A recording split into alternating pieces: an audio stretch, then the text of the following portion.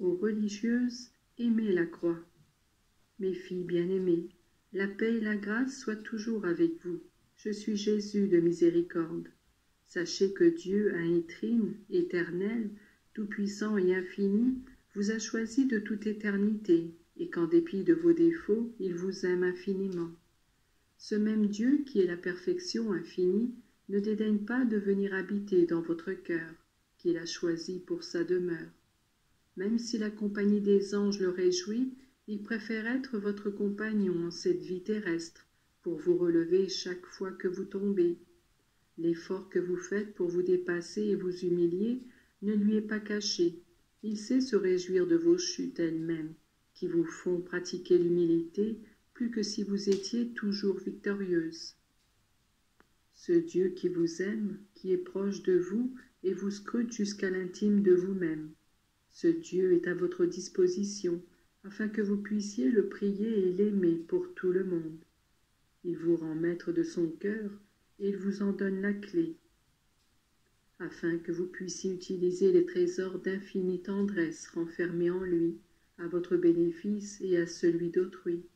Une seule condition suffit, que vous l'aimiez et que vous lui prouviez votre amour par cette disponibilité qu'a l'épouse envers son époux, par cette activité empressée dont elle l'entoure pour prévenir et combler ses désirs.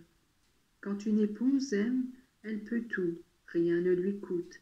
Les renoncements ne sont que la conséquence de cet amour, qui a pour seul but de faire plaisir à l'époux.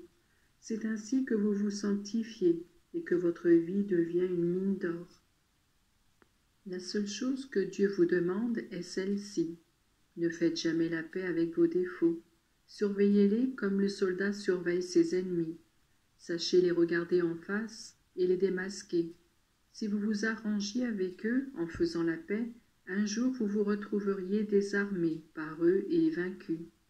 Veillez, priez, aimez, c'est ainsi que je veux mes épouses. Je veux toutes vous aider, je veux vous prendre par la main, je veux porter la croix avec vous. Comment s'appelle cette croix? Vieillesse, arthrite, surdité, mal de tête, ou encore responsabilité. Moi, je voudrais que vous l'appeliez don, don du ciel à vous, don d'amour à Dieu. Aimez la croix, mes filles et mes épouses, aimez-la. Ne la rendez pas plus lourde, mais appréciez-la. Et plus elle se fera pesante, plus vous devrez l'aimer parce que, par la croix, à la lumière. C'est par la croix sanctifiée que vous parviendrez au ciel. Je vous bénis toutes. Je suis content de la générosité avec laquelle vous occupez tout laps de temps. Le travail est un moyen de sanctification et il est prière. Ne vous perdez pas en futilité. Si parfois vous voulez vous distraire, lisez un beau livre, chantez, écrivez à vos parents. Comme il est nécessaire que vous gardiez des relations épistolaires avec ceux qui sont loin de vous, et parfois loin de moi aussi.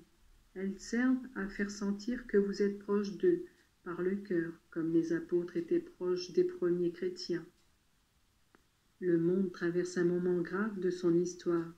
Avec l'évolution apportée par le progrès, il y a aussi un changement spirituel et moral qui nuit à un grand nombre d'âmes en les conduisant à la ruine. Ce n'est pas le temps de l'amusement, mais de la prière. Ce n'est pas le temps de la légèreté, mais de la pénitence. Voici ce que je voudrais dire à tous mes disciples et à toutes les âmes consacrées. Si l'on ne veut pas aller à la dérive, si l'on ne veut pas aller au-devant des maux pires, il est nécessaire de se repentir et d'agir. Mes épouses bien-aimées, je vous aime. Sachez en surmontant les difficultés, petites et grandes, sachez regarder le monde et étendre vos désirs de salut au point d'englober tous vos frères. Beaucoup meurent de faim parce qu'il n'y a personne pour les secourir. Et beaucoup plus encore perdent leur âme, parce qu'il n'y a personne pour les aider à se dégager d'une vie de péché et de mal. Je vous bénis toutes, mes filles,